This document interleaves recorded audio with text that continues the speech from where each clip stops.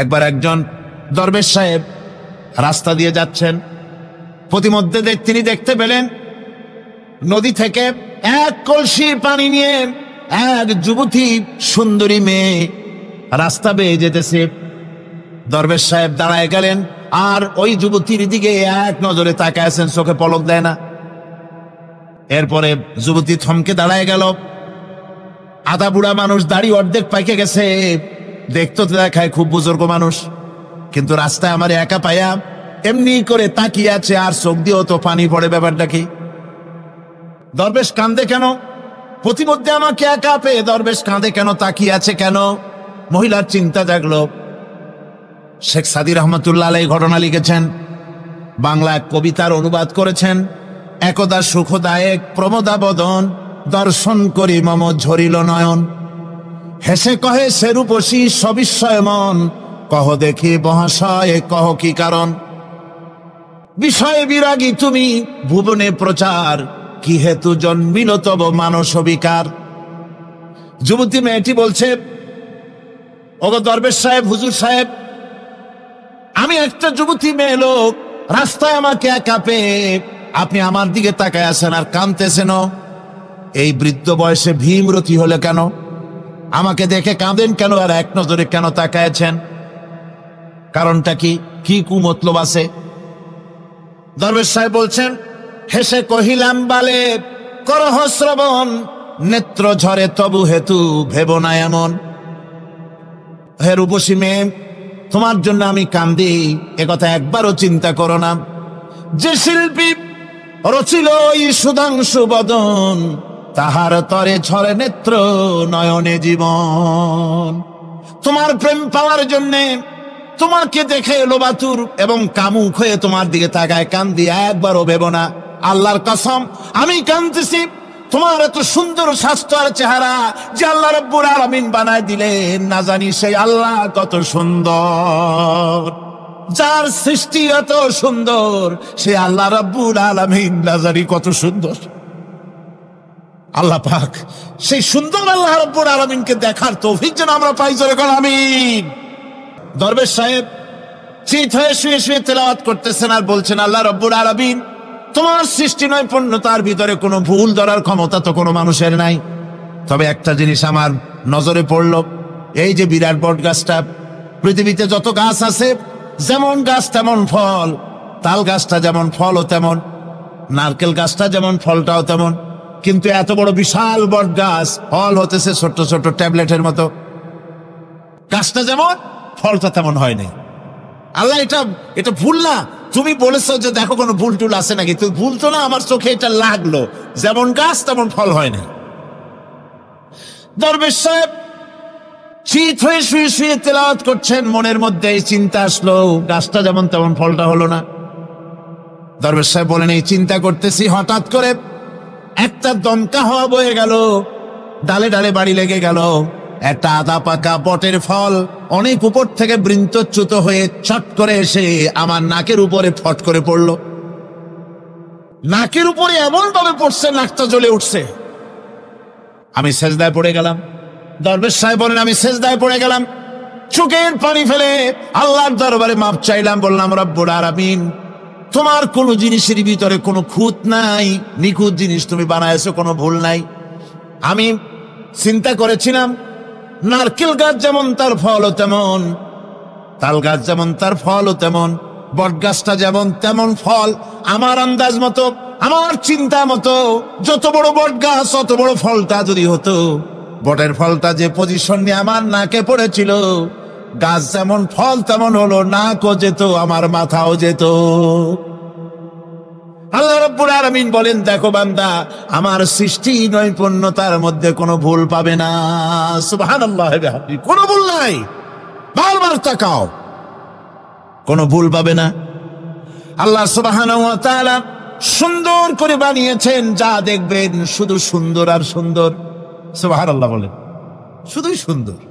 ফুলের সৌন্দর্য দেখেন, গাছের সৌন্দর্য দেখেন, জমিনের সৌন্দর্য দেখেন, পাখির সৌন্দর্য দেখেন। আল্লাহ পাক যা বানালেন সবগুলিকে আল্লাহ পাক সুন্দর করে করে সৃষ্টি করেছেন, সব গুছিয়ে গুছিয়ে সুন্দর করে করে বানিয়েছেন, অসুন্দর করে কিছু বানান নাই। ফুল দেখতে কত সুন্দর। ফুলের থেকে ফল হয়, সে ফল হওয়ার জন্য ফুলের পুংকেশর আর স্ত্রী কেশরের মিলন ঘটতে হয়। তো ফুল তো আর চলতে পারে না, এই মিলনটা কেমনে হবে? এই জন্য আল্লাহ পাকের রুচি দেখেন, আল্লাহ পাকের রহমত দেখেন, আল্লাহর কুদরত চিন্তা করুন। সুবহানাল্লাহ বিহামদিহি। ফুল সুন্দর জিনিস, ফুলের চাইতে আর কিছু সুন্দর আছে নাকি? এত সুন্দর ফুল, এই পুংকেশর এবং স্ত্রী কেশরের বিনিময়টা কে করবে? এইটা করার জন্য আল্লাহ পাক এই দায়িত্ব তেলাপোকাকে দেন নাই, দিছেন নাকি? আর শোলাকে দিছেন, সার পোকাকে দিছেন, উই পোকাকে দিছেন, তাতে ফুলের ইজ্জত নষ্ট হবে। ফুল যেমন সুন্দর, আল্লাহ রুচি, আল্লাহ রাব্বুল আলামিনের সৌন্দর্য বোধ কত বিরাট, কত মহান আল্লাহ পাক। ফুল যেমন সুন্দর, ওই সুন্দর ফুলের উপরে তেলাপোকা পড়লে ফুলের সৌন্দর্য নষ্ট হবে। এই জন্য আল্লাহ পাক ফুল যেমন সুন্দর, ওই পুংকেশর আর স্ত্রী কেশরের মিলন ঘটাবার জন্য রব্বুল আলামিন সুন্দর প্রজাপতির ব্যবস্থা করেছেন। ফুল যেমন সুন্দর, প্রজাপতিও সুন্দর। প্রজাপতির ডানায় কোন শিল্পী কোন তুলি দিয়ে এত রং লাগালো! সুবহানাল্লাহ বিহামদিহি, সুবহানাল্লাহ বিহামদিহি। কি সুন্দর প্রজাপতি আল্লাহ তৈরি করলেন। আল্লাহ পাক বলছেন, এমনি সুন্দর করে বানালাম, মানুষ বানাইছি, সে মানুষের সৌন্দর্য দেখো। দুইটা চোখ দিলাম দেখার জন্য। চোখ কি জন্যে? এখন এই চোখ দুটা যদি কুমিরের মতো আল্লাহ গোল বানাই দিতেন, চোখ গোল এরকম কুমিরের মতো দেখতে বিশ্রী হতো। চোখ দুটোকে আল্লাহ টানা টানা করেছেন, চোখের উপরে ভুরু লাগিয়েছেন, তাতে আবার পশম দিয়েছেন, চোখে পিসি দিয়েছেন, চোখের ভিতরে মণিটা কালো করেছেন, তার চতুর্দিকে সাদা অংশকে নীলাভ করেছেন যাতে কালোটা আরো ফুটে ওঠে। সুবহানাল্লাহ বিহামদি। কত সৌন্দর্য আল্লাহ রাব্বুল আলামিন মানুষকে দিয়েছেন। আল্লাহর রহমতের ওয়াজ সারা বছর করলেও তো ফুরাবে না। বাংলাদেশের জমিন থেকে সাহারানপুরে একজন বুজুর্গ গেলেন। বাংলাদেশের কারি ইব্রাহিম সাহেব রহমতুল্লাহ আলাইহি ভারতের সাহারানপুরে লেখাপড়া করার জন্য সেখানে চলে গেলেন। খুব আদবওয়ালা একজন ছাত্র, খুব ভালো একজন মানুষ ছাত্র, কিন্তু আমল বড় ভালো। 5 ওয়াক্ত নামাজের পাশাপাশি তাহাজ্জুদের নামাজও কাজা হয় না, জিকির আজকারও বন্ধ হয় না, এরশাদ চাষের নামাজ সহ যাবতীয় আমল সে খেলাফ করে না। উস্তাদরা তার দিকে আলাদা একটা নজর আছে। ছাত্র উস্তাদ সাহারানপুরের সবাই কারি ইব্রাহিমকে মোহাব্বত করে, কারণ পুরা মাদ্রাসার মধ্যে যে ছাত্ররা সবচেয়ে আমল বেশি তার মধ্যে একজন হলো ইব্রাহিম। বাংলাদেশের মানুষ সেখানে লেখাপড়া করতেছে হঠাৎ করে একটা সংবাদ পেয়ে গেল, সৌদি আরব থেকে বাণিজ্যিক কাফেলা আসছে ভারতবর্ষে ব্যবসা করার জন্য। ওরা মাদ্রাসার ওস্তাদদের অনুমতি নিয়ে কয়েকজন ছাত্র কানেকশন করলেন। হ্যাঁ ওস্তাদরা, আপনাদের মাদ্রাসার কয়েকজন ছাত্র আমাদেরকে দেন, যে ছাত্রগুলোর যাবতীয় খরচ আমরা বহন করব, যাতায়াত খরচ আমরা বহন করব। ওদের কাজ হলো মদিনায় নিয়ে যাব, মক্কাতুল মুকাররমায় নিয়ে যাব, সেখানে যে আল্লাহর কোরআন তেলাওয়াত শিখবে। জোরে কোন সুবহানাল্লাহ। সৌদি আরবে নেওয়ার জন্য আমরা প্রস্তুত আছি, সেই মাদ্রাসায় লেখাপড়া করবে, খরচ আমরা বহন করব। এর মধ্যে একজন ছাত্র ছিল কারি ইব্রাহিম সাহেব রহমতুল্লাহ আলাইহি।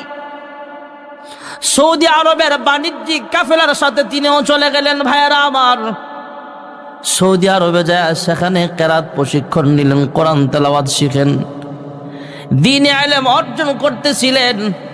ওনার তেলাওয়াতে মাদ্রাসার ছাত্ররা মুতাওয়াতিরা, সব ছাত্রদের চাইতে ভালো সুন্দর তেলাওয়াত কারি ইব্রাহিম। সবাই যার তেলাওয়াত শুনতে ব্যস্ত, উস্তাদরা শিক্ষকরা পর্যন্ত যার তেলাওয়াত শোনে। এই খবর আশপাশের মানুষগুলোর কাছে যখন পৌঁছে যায়, এলাকার মানুষগুলো কারি ইব্রাহিম সাহেবের তেলাওয়াত শুনতে ব্যস্ত। জোরে কোন সুবহানাল্লাহ।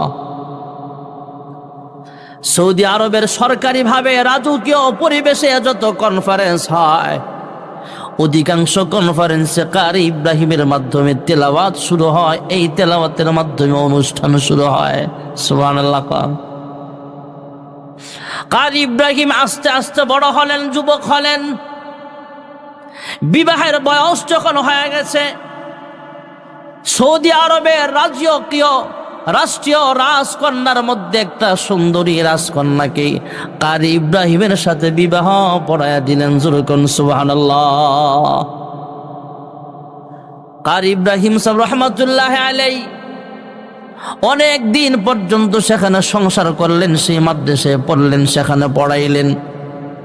হঠাৎ করে ওনার উস্তাদ গাঙ্গুহি রহমাতুল্লাহ আলাইহি আরেকজন যাত্রীর মস্ত বড় আল্লাহওয়ালা রশিদ আহমদ গাঙ্গুহি রহমাতুল্লাহ আলাইহি চিঠি লিখলেন, তুমি সৌদি আরব থেকে তোমার দেশে যাও, তোমার মাতৃভূমি বাংলাদেশে চলে যাও, সেখানে যে দ্বীনের খেদমত করো, সেখানে যে মানুষকে আল্লাহ বলা মানুষগুলোকে আল্লাহর পথে দাওয়াত দাও, ঘরমুখী মানুষগুলোকে আল্লাহমুখী করো, মসজিদমুখী করার চেষ্টা করো, দুনিয়ামুখী মানুষগুলোকে পরকালমুখী করার চেষ্টা করো। জোরে করুন সুবহানাল্লাহ। কারি ইব্রাহিম সাহেব রহমাতুল্লাহ আলাইহি যেহেতু বিবাহিত, শ্বশুর বাড়ি সৌদি আরব, বিবি হলো রাজকন্যা, সৌদি আরবের রাজকীয় মহলে থাকে যারা। কারি ইব্রাহিম সাহেব রহমাতুল্লাহ আলাইহি শ্বশুরের কাছে অনুমতি নিয়া বিবির কাছে অনুমতি নিলেন, চলেন আমি বাংলাদেশে চলে যাব, আপনি এখানে বসবাস করেন, আপনি যেহেতু রাজকন্যা আপনার কোনো কিছুর অভাব হবে না, আমি আমার বাংলাদেশে চলে যাব, আমার উস্তাদের আদেশ। সুবহানাল্লাহ। কোন সৌদি আরবের রাজকন্যা তথা কারি ইব্রাহিম সাহেব রহমাতুল্লাহ আলাইহির বিবি ডাক দেয়া বলে, তিনিও তো একজন আল্লাহওয়ালি বান্দি। বাবাকে ডাক দেয়া কয়, আব্বা আমার স্বামী কারি ইব্রাহিম সাহেব তিনি বাংলাদেশে চলে যাবে, ওনার ঘর থাক বা না থাক, বাড়ি থাক বা না থাক, আমার স্বামী যেখানে থাকবে আমিও বাংলাদেশে চলে যাব। জোরে কোন সুবহানাল্লাহ। সৌদি আরবের যারা গেছেন দেখেছেন, রাষ্ট্রীয় পর্যায়ে যারা বসবাস করে সব সময় ওই দেশের রাষ্ট্রপ্রধান, এদের ছেলে মেয়েগুলো খুব শৌখিন হয়, এরা বড় আল্লাহওয়ালা হয়।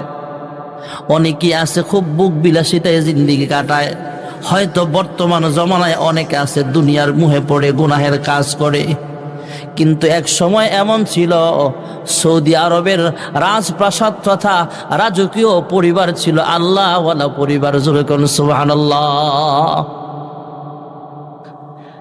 শ্বশুরের অনুমতি সাপেক্ষে বিবিকে নিয়ে কারি ইব্রাহিম সাহেব রহমাতুল্লাহ আলাইহি বাংলাদেশে চলে আসলেন। বাংলাদেশের উজানির মাটিতে যখন আসলেন ভাইরা আমার, ওনার সঙ্গী সাথে আরেকজন কয়েকজন ছিল ওনার সাথে। একদিন হঠাৎ করে ডাক দিয়া কয়, হুজুর যেখানে আমরা জিকির আজকার করার জন্য খানকা বানাবো অথবা মসজিদ বানাবো বা মাদ্রাসা বানাবো, যেখানে আমরা ঘর তুলতে যাচ্ছি সেখানে একটা জঙ্গল, আর যেখানে গাছ কাটতে গেলাম সেখানে তাকায় দেখি একটা বাঘ তার বাচ্চাকে দুধ পান করাচ্ছে। জোরে কোন সুবহানাল্লাহ। হযরত কারি ইব্রাহিম সাহেব রাহমাতুল্লাহ আলাইহি বলেন, বাঘের জন্য মানুষ আল্লাহ বানাই নাই, মানুষের জন্য আল্লাহ বাঘ বানাইছে।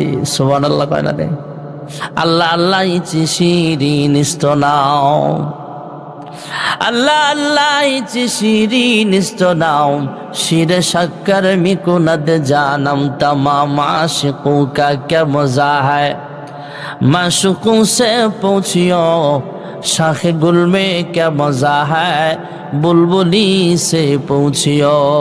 জোরে ডাক দেন আল্লাহ। এতগুলা মানুষ এত আস্তে কেন? জোরে ডাক দেন না আল্লাহ। দুনিয়াতে মাকে মা কয়া ডাক দিলে মা খুশি হয়ে যায়, আব্বাকে আব্বা বলে ডাক দিলে আব্বা খুশি হয়, বিয়াই রে বিয়াই কয়া ডাক দিলে বেজার হয় না খুশি হয়, চেয়ারম্যানকে চেয়ারম্যান বলে ডাক দিলে খুশি। আহকামুল হাকিমিন আল্লাহ রাব্বুল আলামিন উদউনি আস্তাজিব লাকুম, আল্লাহ বলেন হে বান্দা, আমি আল্লাহর জিহ্বাটা লড়ায়া লড়ায়া, আমি আল্লাহর দেওয়া জিহ্বা লড়ায়া লড়ায়া, আমি আল্লাহকে যখন আল্লাহ বলে ডাক দিবা, আমি আল্লাহর কুদরতি অন্তরটাও ঠান্ডা হয়ে যায়। হে বান্দা, আমি আল্লাহকে আল্লাহ বলে ডাক দিবা একবার, আমি আল্লাহর সাথে সাথে 70 বার তোমার ডাকের জবাব দিয়ে দিব। তোমার নামে মধুর গানে হৃদয়ে ভরে যায়, তোমাকে পড়ে গো মনে ভোরের হাওয়ায়। আজানে আজানে কাঁপে সুরের মিনার, বয়ে চলে কানদী শূন্য কিনার। তোমার নামের সিফাত মনটা নাড়ায়, তোমাকে পড়ে গো মনে ভোরের হাওয়ায়। জোরে ডাক দেন আল্লাহ। কারি ইব্রাহিম সাহেব রহমাতুল্লাহ আলাইহি ডাক দিয়া বলে, বাঘের জন্য আল্লাহ মানুষ বানাই নাই, মানুষের খেদমতের জন্য আল্লাহ বাঘ বানাইছেন। কারি ইব্রাহিম সাহেব রহমাতুল্লাহ আলাইহি এবার বাঘের সামনে গেলেন। আমরা তো বাঘ দেখলে ভয় পাই, স্টেজের এক পাশ থেকে যদি একটা ছোট্ট বাঘ দৌড় দেয়, এখন তো আমার লাগে আপনারা অশোনার লাগে বসে আছেন, তখন কব চাচা আপনা জান আগে বাসা, আমারে থুয়েই তো সব যা পালাইবেন, আমারে তো থুইবেন 1200 টাকার দামের জোতাও থুয়ে যাবেন না। কিন্তু কারি ইব্রাহিম সাহেব রহমাতুল্লাহ আলাইহি বাঘকে ভয় পায় নাই। বাঘের সামনে যায় আওয়াজ করতেছে, হে বাঘ, মানুষের খেদমতের জন্য আল্লাহ তোমারে বানাইছেন, আমরা আল্লাহর কয়েকজন গোলাম এখানে আইছিলাম, এখানে একটা ঘর বানাবো, এখানে আমরা বসবাস করব। মানুষ আর বাঘ একসাথে বসবাস করতে পারে না, তুমি অন্যত্র কোথাও চলে যাও, আমরা এখানে বসবাস করব। সকলেই তাকায় দেখলেন, উপস্থিত লোকজন তাকায় দেখলেন ওই বাঘ তার বাচ্চাগুলো সহ সাথে নিয়া এই বাঘটা এখান থেকে সরে যায় জঙ্গলের অন্য কোথাও চলে গেছে। জোরে কোন সুবহানাল্লাহ। আর আমাদের কথা তো আমাকে বউরাই শুনে না। আমাকে দেশের অনেক নেতা আছে, বউই নেতারে ভোট দেয় না, আছে না? আমার বড় বড় চাপাবাজি ফুটা নিয়ে আর কি ভোট লয়া দেখেন অনেক নেতার বউ জামাইরে ভোট দেয় না। কারি ইব্রাহিম সাহেব রহমাতুল্লাহ আলাইহি বাঘ কথা শুনলেন, বাঘ চলিয়া গেলেন। সেই জায়গায় ছোট্ট একটা গম্বুজ বানানো হয়েছে পুরাতন মসজিদের পাশে। উজানির ময়দানে কেউ যদি যেয়ে থাকেন অবশ্যই সেই জায়গাটা আপনারা দেখেছেন। কারি ইব্রাহিম সাহেব রহমাতুল্লাহ আলাইহি অনেক বড় মাপের আল্লাহওয়ালা ছিলেন। উনি যখন জিকির করতেন ওনার অনেক মুরিদ জিন ছিল যারা তার সাথে জিকির করত। সুবহানাল্লাহ। অনেক সময় ওই এলাকার বাসিন্দারা বলেছেন, ওনার জীবন ইতিহাসের মধ্যে লেখা হয়েছে, কারি ইব্রাহিম সাহেব রহমাতুল্লাহ আলাইহি ঘরের ভিতরে বৈশা বৈশা জিকির করে। মনে হচ্ছে ওনার ঘর ইহা তোকে জমিনটা পর্যন্ত আল্লাহর জিকির করতেছে। জোরে কোন সুবহানাল্লাহ। একদিন ওনার এক মুরিদ রাত্রেবেলায় গেলেন, তাহাজ্জুদের সময় পীর সাহেবের সাথে দেখা করতে গেলে তাকায় দেখে হুজুর তো ঘরের ভিতরে আল্লাহর জিকির করতেছে, আর হুজুরের ঘরের চতুর্পাশে অসংখ্য অগণিত সাপ জিকির করতেছে। আসলে এইগুলো কোনো সাপ নয়, এগুলা জিন। এইভাবে সাপের বেশ ধরে জিকির করতে ব্যস্ত হয়ে গেছে। জোরে কোন সুবহানাল্লাহ। কারি ইব্রাহিম সাহেব রহমাতুল্লাহ আলাইহি আমাদের সোনারগাঁয়ে ওনার সন্তানেরা আসতেন। এখন পর্যন্ত ওনার বংশের কিছু মানুষ বেঁচে আছে, ওরা আছে আমাদের এলাকায়। মাওলানা আশিক আলাইহি সাহেব দামাত বরকাতুল আলিয়া সোনারগাঁয়ে অনেক আসেন। মাওলানা মাহবুব আলাইহি সাহেব তিনিও আসেন। সেই উজানির ছোট্ট কথা আপনাদেরকে বুঝালাম। এমন আল্লাহওয়ালা বানাইবার জন্য এমন মাদ্রাসার দরকার জোরকন আছে না নাই? ভাইয়েরা আমার, বন্ধুরা আমার, মহান আল্লাহ রাব্বুল আলামিন এই কোরআনুল কারীম আসমানকে দেওয়ার জন্য বলেছিলেন। আসমান গ্রহণ করতে রাজি হয় নাই। পাহাড়কে বলেছেন পাহাড় গ্রহণ করতে রাজি হয় নাই। জমিনকে বলেছেন জমিন গ্রহণ করতে রাজি হয় নাই। আমরা দুর্বল মানুষ এই 30 পারা কোরআনের দায়িত্ব গ্রহণ করেছি। জোরকন সুবহানাল্লাহ। إنا عرضنا الأمانة على السماوات والأرض والجبال فأبين أن يحملنها وأشفقن منها وحملها الإنسان।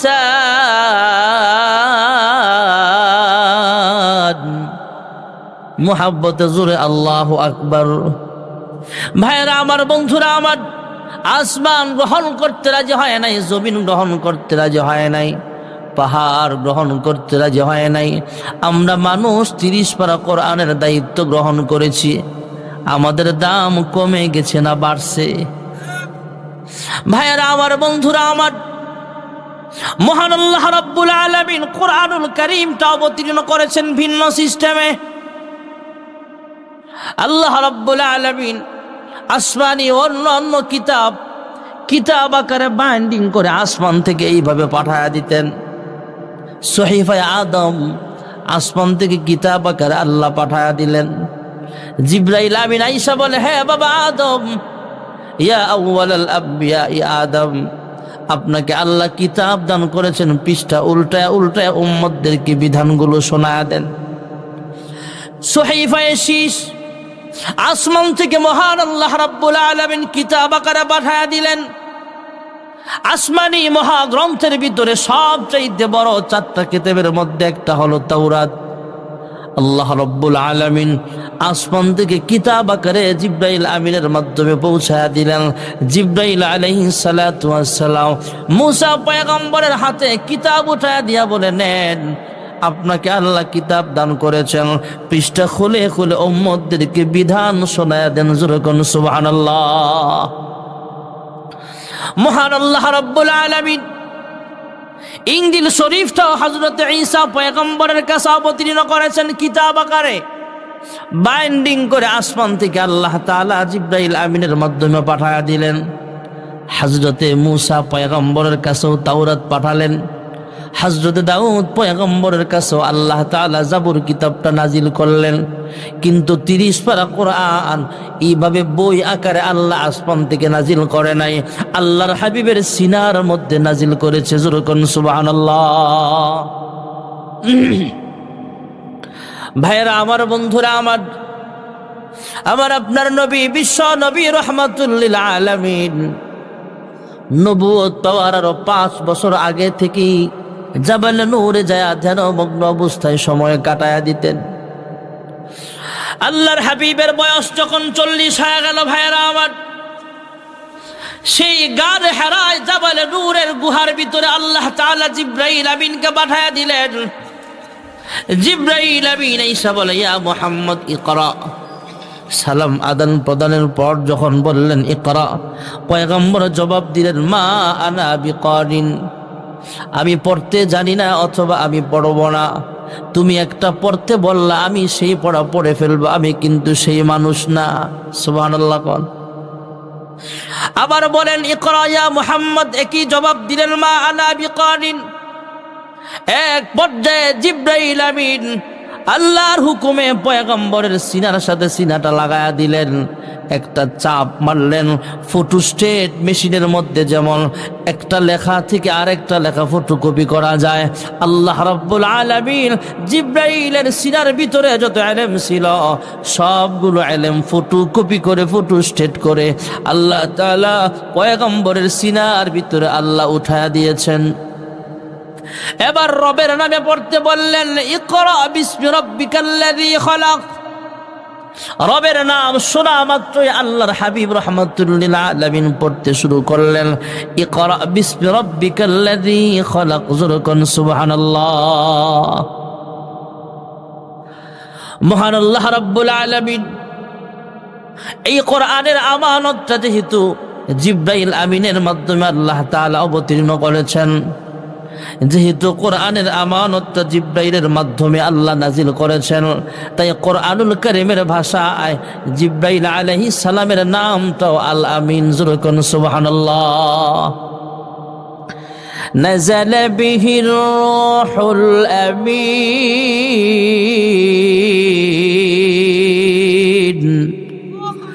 জিবরাইলের মাধ্যমে আল্লাহ কোরআন অবতীর্ণ করেছেন, তাই কোরআনের ভাষায় ওনার নাম আল আমিন। যেই মক্কাতুল মুকাররমায় সর্বপ্রথম আল্লাহ কোরআন অবতীর্ণ করেছেন, যেই মক্কায় এমন একটা ঘর আল্লাহ নির্মাণ করিয়েছেন, এমন একটা ঘর যেই ঘরের দিকে তাকায়া থাকলো আমলনামায় সব লেখা হয়ে যায়। এমন একটা ঘর আল্লাহ বানিয়েছেন, যেই ঘর সরাসরি সামনে রেখা এক রাকাত নামাজ পড়লে অন্যত্র 1,00,000 রাকাতের সওয়াব আমলনামায় লেখা হয়ে যায়।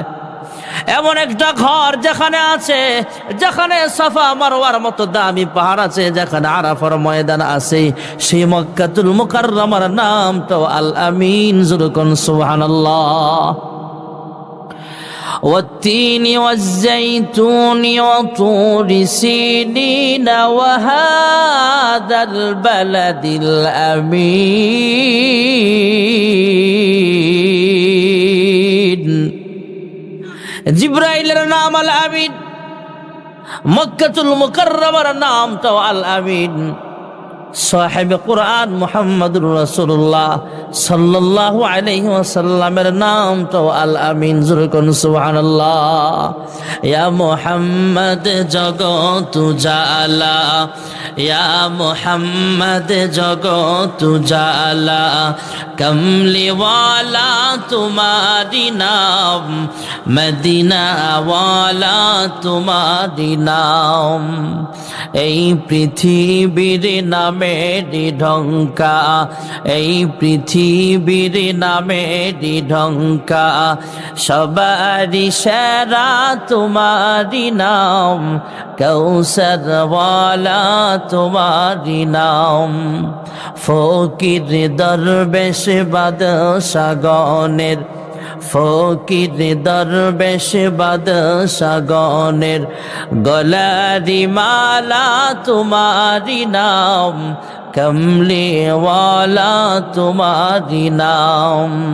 লৌহে মাহফুজে আছে যে লেখা, লৌহে মাহফুজে আছে যে লেখা, মিমেরি দ্বারা তোমারি নাম, আলমিন উপাধি তোমারি নাম। লা ইলাহা, লা ইলাহা ইল্লাল্লাহ মুহাম্মাদুর রাসূলুল্লাহ সাল্লাল্লাহু আলাইহি ওয়াসাল্লাম। ভাইরা আমার, বন্ধুরা আমার, কোরআনুল কারীমের আমানত মহান আল্লাহ রাব্বুল আলামিন জিবরাইল আলাইহিস সালামের মাধ্যমে নাজিল করেছেন, তাই জিবরাইল আমিনের নাম হয়ে গেছে আল আমিন। মক্কাতুল মুকাররমায় আল্লাহ তাআলা সর্বপ্রথম কোরআন অবতীর্ণ করেছেন, তাই মক্কাতুল মুকাররমার নামটাও আল আমিন। যে সাহেবে কোরআন মুহাম্মদ আরবি সাল্লাল্লাহু আলাইহি ওয়াসাল্লামের মাধ্যমে আল্লাহ কোরআন অবতীর্ণ করেছেন, আল্লাহর হাবিবের কাছে আল্লাহ কোরআন নাজিল করেছেন, সেই হাবিবের নাম তো আল আমিন। যুরকুন সুবহানাল্লাহ। বর্তমান জামানায় হাজার হাজার লক্ষ লক্ষ মানুষ এমন আছে যারা আল আমিনদের অন্তর্ভুক্ত, যারা কোরআনের আমানতের হেফাজত করে। এমন হাফেজ আলেম বাংলাদেশে আছে না নাই? ভাইরা আমার, বন্ধুরা আমার, কোরআনুল কারীম স্বয়ং সম্পূর্ণ একটা কিতাব। কেউ যদি কোরআনুল কারীমের ব্যাপারে আমাকে প্রশ্ন করে, আমি হয়তো জবাব দিতে পারবো না। আপনাকে যদি কোরআন সম্পর্কে বিভিন্নভাবে প্রশ্ন করে, হয়তো আপনিও জবাব দিতে পারবেন না। কিন্তু কোরআন যদি প্রশ্ন করা হয়, অনেকগুলো প্রশ্ন, সবগুলো প্রশ্নের জবাব কোরআন নিজেই দিতে পারে। জোরে কোন সুবহানাল্লাহ। কোরআনুল কারীমকে যদি জিজ্ঞেস করা হয়, কোরআন তোমার বাড়ি কোথায়, কোরআনুল কারীম নিজে জবাব দিয়ে দিবে, বাল হুয়া কুরআনুম মাজিদ ফি লাওহিম মাহফুজ। আমার আসল বাড়ি হলো লৌহে মাহফুজে। জোরে কোন সুবহানাল্লাহ। কোরআনুল কারীমকে যদি প্রশ্ন করা হয়, হ্যাঁ কোরআন তুমি সবে কদরের রজনীতে কেন নাজিল হলা? সবে কদরের রাত্রি হলো 26 তারিখ দিবাগত রাত্র, তখন আকাশে চাঁদ থাকে না, যেটাকে আমাবস্যার রাত্র বলা হয়, তথা অন্ধকারাচ্ছন্ন রাত্র। সারা রাত্রেও আকাশে চাঁদ দেখা যায় না, অন্ধকার রজনী থাকে তখন। কোরআনকে যদি বলা হয়, হ্যাঁ কোরআন তুমি কেন নাজিল হইলা না? যখন নাকি 15 তারিখ, যখন চাঁদ থাকে আকাশে, পূর্ণিমার চাঁদ যখন দেখা যায়, রাতের বেলা ডিম লাইটের মতো পুরা পৃথিবীটা আলোকিত হয়ে থাকে, আলোকময় উজ্জ্বলময় রাত্রিতে তুমি কেন নাজিল হইলে না? অন্ধকারাচ্ছন্ন রাত্রে কেন নাজিল হইলা? কোরআন নিজেই জবাব দিয়ে দিবে, قد جاءكم من الله نور وكتاب مبين। আর অন্য আয়াতের মাধ্যমে কোরআন জবাব দিয়ে দিবে, আমি কিন্তু সবে কদরের রজনীতে না আইসা, আমাবস্যার রাত্রে না আইসা, পূর্ণিমার চাঁদের রজনীতেও আসতে পারতাম, অন্ধকার রাত্রে আইসা বুঝাইলাম, হে মানুষ, তোমাদের ব্যক্তিগত জীবনের অন্ধকার, তোমাদের পারিবারিক জীবনের অন্ধকার, তোমার রাষ্ট্রীয় জীবনের অন্ধকার, তোমার রাজনৈতিক জীবনের অন্ধকার, জীবনের সব দিকে যখন অন্ধকারে ছেয়ে যাবে, তখন যদি কোরআন তুমি গ্রহণ করো, অন্ধকার রাত্রে কোরআন নাজিল করে এই কথা আল্লাহ বুঝায় দিলেন, তোমার যাবতীয় অন্ধকারাচ্ছন্ন সময়ের ভিতরে যখন কোরআনের আলো জ্বেলে দিবা, কোরআনের আইন গ্রহণ করবা, কোরআনের সংবিধান গ্রহণ করবা, আল্লাহ তাআলা জীবনের সব অন্ধকার দূর করে দিবে। জোরে কোন সুবহানাল্লাহ। কোরআনুল কারীমকে যদি বলা হয়, হ্যাঁ কোরআন তুমি যে আসছো, কেন আসছো? কোরআন জবাব দিয়ে দিবে, হুদাল লিল মুত্তাকিন, আমি মুত্তাকিনদের জন্য হেদায়েত। জোরে কোন সুবহানাল্লাহ। ভাইরা আমার, বন্ধুরা আমার, এই কোরআনুল কারীম যদি আমাদের সন্তানদেরকে শিখাইতে পারি, তাহলে দুনিয়াতেও ফায়দা, পরকালেও ফায়দা হবে। আমি আপনি একদিন দুনিয়া থেকে বিদায় হয়ে যাব, আমার আপনার সন্তান যদি আলেম হয়, বাবার জানাজার নামাজের ইমামতিটা সে নিজে করবে, জানাজা পড়ে সবাই লাশ দাফন করে চলে আসলেও আপনার আমার সন্তান কিন্তু চলে আসবে না। সন্তান বাবার জন্য কবরস্থানের পাশে দাঁড়ায় সূরা ফাতিহা তেলাওয়াত করবে, সূরাতুল ইখলাস তেলাওয়াত করে আল্লাহ তাআলার কাছে দোয়া করবে, রব্বির হামহুমা কামা রব্বায়ানি সগীরা। আল্লাহর হাবিব বলেন, হ্যাঁ উম্মত, তোমার সন্তান যখন কোরআন পড়ে তোমার জন্য দোয়া করবে, তোমার সন্তানের বরকতে, তোমার সন্তান কোরআন তেলাওয়াত করেছে সেই কোরআনের বরকতে, তোমার সন্তানের চোখের বালি চোখ থেকে নাকের কাছে পৌঁছবার আগে আগে কোরআনের বরকতে আল্লাহ তাআলা তোমার কবরটা জান্নাতের বাসিন্দা তোমাকে বানায় দিবে। কোরআন শিখাও ছেলে মেয়েকে, অহে মুসলমান, জান কবজের সময় তোমার হইবে রে আসান। একটি ছেলে আলেম হলে শান্তি পাবে মরণ কালে, নাজাতের জরিয়া হবে হাদিসে বয়ান, কোরআন শিখাও ছেলে মেয়েকে অহে মুসলমান, জান কবজের সময় তোমার হইবে রে আসান। আমাদের সন্তানদেরকে দ্বীন ইলম শিক্ষা করাইবার দরকার আছে না নাই?